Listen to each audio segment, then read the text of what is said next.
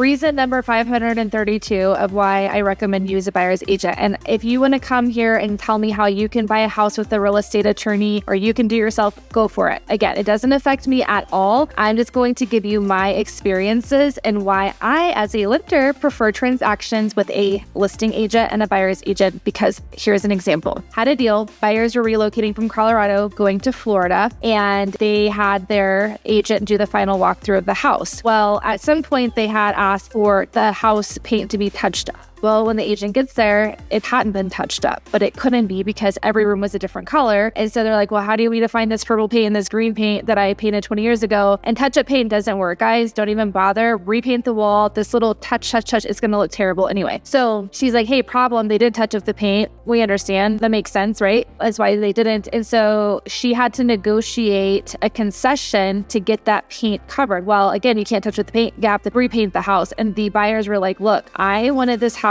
paint repaired. I'm not closing if it's not going to be repaired. And the seller's like, we can't repair it because it's not going to match. And the seller is older and she had already moved. So the buyer's agent and the listing agent had to negotiate back and forth the day before closing on a price for the paint to get it to the closing table because they were both at this standstill. What would have happened is the sellers would have kept the earnest money. The buyers would have had to sue her for that. That would be very costly. It would be time consuming. It would be a pain. And they have in Colorado like 180 days to return the earnest money. So their money would have been stuck over here while they literally walked away over some touch-up paint. So having these two agents say, hey, let's come together and figure this out. They found a solution within like literally 30 minutes. The client signed and now they're on their way to Florida.